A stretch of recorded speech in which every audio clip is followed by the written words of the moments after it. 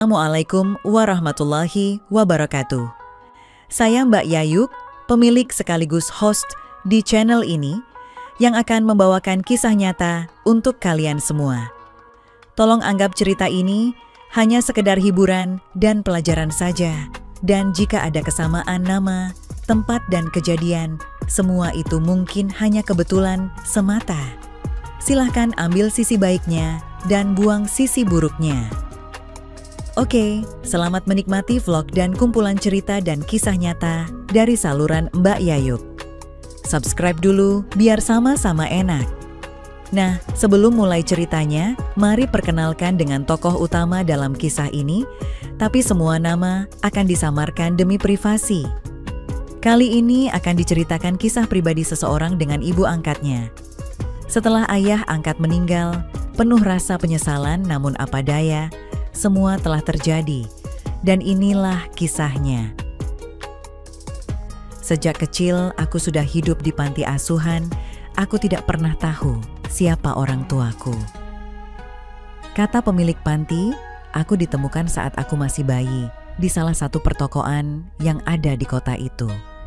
Ternyata kelahiranku tidak diinginkan oleh kedua orang tuaku, sehingga aku dibuang begitu saja. Masih beruntung pada saat itu, aku ditemukan oleh salah satu warga yang hendak berbelanja di tempat itu. Singkat cerita, di saat aku masih kelas 5 SD, ada salah satu pasangan muda suami istri datang ke panti asuhan tempatku, dibesarkan oleh pihak panti. Pasangan suami istri itu datang karena ingin mengadopsi anak dari panti asuhan itu. Katanya sih, pasangan itu sudah menikah selama 5 tahun, namun belum dikaruniai momongan. Kemudian, pemilik panti memanggilku untuk dipertemukan dengan mereka. Pasangan itu diketahui bernama Ibu Yana dan Bapak Widodo. Nak Yusuf, ini ada Ibu Yana dan Pak Widodo ingin berkenalan denganmu dan mengangkatmu sebagai anaknya, kata Ibu Lasti, pemilik panti. Kalau Nak Yusuf mau, Nak Yusuf sekarang juga bisa ikut mereka, lanjut Ibu Lasti. Kalau menurut orang Jawa, ini hanyalah sebagai pancingan agar mereka bisa memiliki momongan. Mungkin para penonton channel Mbak Yayuk sudah banyak yang tahu istilah itu. Bagi yang tahu, silakan komentar ya. Nah, waktu itu aku mau saja, karena aku juga ingin punya keluarga, punya ayah dan ibu. Namanya masih umur segitu, pasti masih membutuhkan sosok seorang ayah dan ibu. Iya Bu, aku mau, jawabku. Lalu Ibu Yana dan Pak Widodo langsung bersalaman denganku dan memelukku. Nak Yusuf sekarang ikut bapak sama ibu ya. Nanti kalau Nak Yusuf kangen dengan tempat ini, Nak Yusuf bisa datang kapanpun Nak Yusuf mau, kata Ibu Yana sambil memegang pundakku. Iya Bu, terima kasih banyak sudah mau mengangkat saya sebagai anak ibu dan bapak, sambungku. Iya Nak Yusuf, sama-sama, kita pulang sekarang ya, kata Ibu Yana. Akhirnya aku pun langsung bergegas membereskan barang-barangku yang mau aku bawa, dan langsung berangkat menuju rumah Bapak Widodo dan Ibu Yana. Di tengah perjalanan, aku pun ditanya-tanya sama Ibu Yana dan Pak Widodo tentang kehidupanku di panti. Aku pun menjelaskan secara detail kepada mereka. Mereka pun terlihat sangat terharu mendengar ceritaku. Ibu Yana juga terlihat meneteskan air matanya. Sekarang, Nak Yusuf sudah ibu anggap sebagai anak kami berdua. Sebaliknya, Nak Yusuf anggap kami juga sebagai ayah ibu Nak Yusuf ya, ucap Ibu Yana. Iya Bu Yana, terima kasih banyak sebelumnya. Saya senang masih ada orang lain yang ingin mengangkatku sebagai anaknya, padahal orang tuaku sendiri saja membuangku di pinggir jalan, sambungku. Udah, kamu tidak boleh ingat-ingat itu lagi. Yang penting kamu sekarang sudah jadi anak bapak dan ibu. Oh iya, jangan panggil kami bapak ibu ya, tapi panggil ayah sama mama aja, biar enak dengarnya, kata Ibu Yana. Orang ini sangat baik sekali. Dari tutur katanya yang lembut, sepertinya mereka orang kaya dan berpendidikan. Aku harus membuat mereka bangga. Aku tidak boleh mengecewakan mereka berdua, kataku dalam hati. Mama Yana saat itu usianya baru sekitar 34 tahun, wajahnya cantik, kulit putih bersih, masih seperti ABG. Sedangkan Ayah Widodo lebih tua dari Mama Yana. Aku harus menurut sama mereka berdua karena mereka sudah mau mengangkatku sebagai anaknya.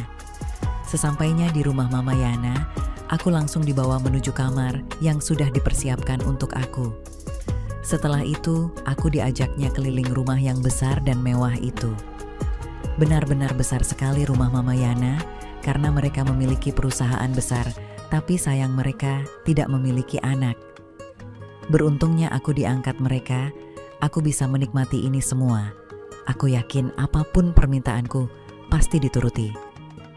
Skip. 20 tahun sudah usiaku saat ini, aku sudah remaja dan sudah kuliah.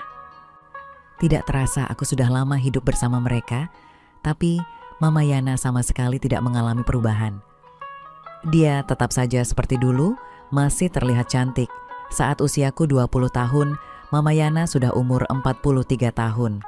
Karena Mama Yana orang yang sangat rajin olahraga, sehingga dirinya tetap bisa awet muda. Sedangkan Ayah Widodo sekarang sudah sakit-sakitan.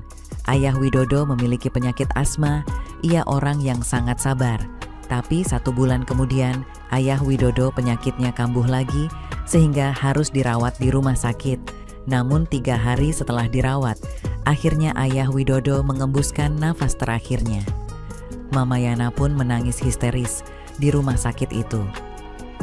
Aku mencoba menenangkan Mama Yana supaya mengikhlaskan kepergian Ayah Widodo. Setelah Ayah Widodo meninggal, Mama Yana sering merenung kesepian. Aku pun selalu memberi semangat lagi buat Mama Yana. Dan anehnya perasaanku ke Mama Yana seperti ada yang aneh. Aku merasakan ada sesuatu dalam hatiku seperti orang jatuh cinta. Apa mungkin aku jatuh cinta sama mama angkatku? Tanyaku dalam hati. Pada saat malam itu, Mama Yana sedang asyik nonton TV acara Komandan Andre Taulani, lalu aku pun menyusulnya. Mama nonton apa? Kok asik sekali kelihatannya? Tanyaku. Iya, ini Yusuf, bintang tamu Komandan Andre Taulani lucu banget, jawabnya. Semoga Mama terhibur ya, dan tidak sedih lagi. Kan masih ada Yusuf yang selalu menemani Mama. Yusuf sayang Mama. Mama malam ini terlihat cantik banget, beda dari hari-hari sebelumnya, kataku. Bisa aja sih kamu sayang, udah mengerti sama orang cantik ya. Emangnya Yusuf udah punya pacar? Tanya Mama Yana. Belum lama, Yusuf gak pernah tertarik sama wanita di luar sana. Yusuf lebih tertarik sama Mama yang makin hari makin cantik, hehehe, candaku. Hus, kamu ini ngomong apa toh Yusuf? Ngelantur aja, Mama ini udah jadi mama kamu.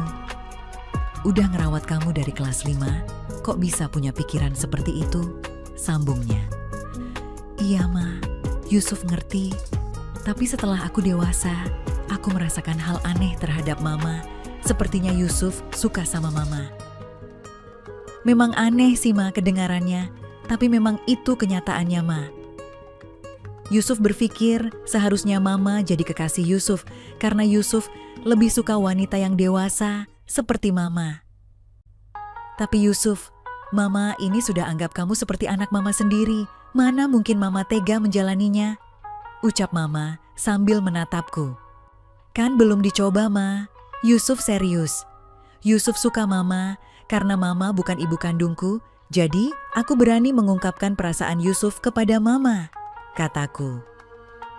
Aku makin serius membahas ini agar Mama Yana mau mengerti perasaanku. Karena aku benar-benar terpesona melihat kecantikan Mama angkatku itu. Yang tadinya Mama asik nonton TV, sekarang Mama diam seperti ada yang dipikirkan. Lalu aku mencoba lagi menghibur Mama. Mama tidak usah terlalu dipikirkan soal omongan Yusuf. Yang penting Mama sudah tahu perasaan Yusuf ke Mama. Aku hanya gak ingin melihat Mama kesepian terus setelah meninggalnya Ayah Widodo. Kataku meyakinkan Mama Yana. Yusuf ingin gantiin posisi Ayah Widodo Ma, karena Yusuf sudah nyaman hidup sama Mama Yana. Lalu kudekati Mama Yana dan kutatap matanya, lalu aku bilang, "Aku sayang sama Mama Yana." "Yusuf yakin dengan apa yang Yusuf ucapkan?" sambung Mama Yana. "Yusuf yakin, Ma, seyakin-yakinnya. Aku mau Yusuf dan Mama menjadi sepasang kekasih, bahkan Yusuf berharap lebih dari itu, Ma." "Yusuf siap kalau harus gantiin Ayah Widodo di hidup Mama," terangku kemudian. Sejak malam itu, Mama Yana pun mau mengerti perasaanku. Dan akhirnya aku dan Mama Yana sepakat menjalin hubungan ini. Aku sadar aku adalah anak angkat Mama Yana, tapi apalah daya perasaanku berubah setelah memasuki usia remaja. Aku sudah mengerti apa itu cinta, toh Mama Yana bukan mama kandungku. Dia mengambilku saat umurku sudah 10 tahun, jadi ya tetap beda rasanya walaupun dia jadi mamaku. Pada suatu hari kami pun mencoba sesuatu hal untuk yang pertama kalinya dalam hidupku. Awalnya memang canggung, namun lambat laun rasa canggung itu hilang dengan sendirinya. Mama Yana pun masih sangat lincah untuk mengerjakan hal kreatif itu, bahkan ia nggak mau kalau hanya satu kali. Mama Yana malah minta lebih dari itu, aku pun menuruti semua permintaan mama angkatku itu. Di kamar sudah pasti tiap malam, kadang di depan TV kami mengerjakan pekerjaan kreatif itu. Coba-coba hal baru seperti menyelesaikan pekerjaan kreatif di kursi sambil nonton acara Komandan Andre Taulani juga asyik sekali.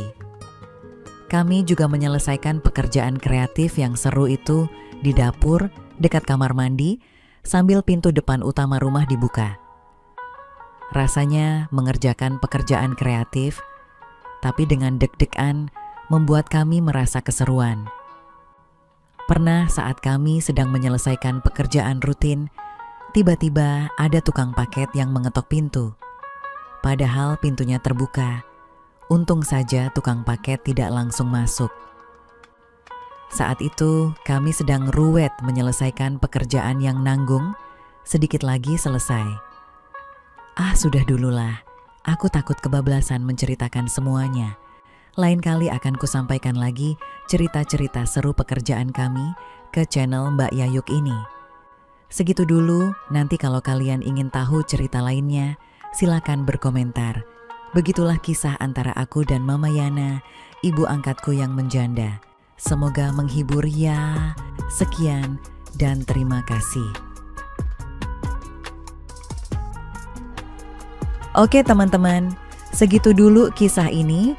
Semoga teman semua bisa terhibur ya. Mohon maaf sebelumnya, di sini tidak ada maksud untuk merusak moral. Tapi kita sebagai insan manusia yang penuh dosa, hanya ingin berbagi pengalaman saja, yang tentunya kami tidak menyarankan hal ini untuk ditiru ya. Terima kasih karena sudah mau mendengarkan kisah nyata ini. Sekali lagi, ambil baiknya dan buang buruknya, dan semoga hal seperti ini tidak akan pernah terjadi kepada kalian semua. Dan semoga kita semua dilindungi dari mara bahaya. Amin ya rabbal alamin. Sekian dan terima kasih. Sampai ketemu lagi di cerita-cerita selanjutnya. Jangan lupa like, komen, share, dan subscribe.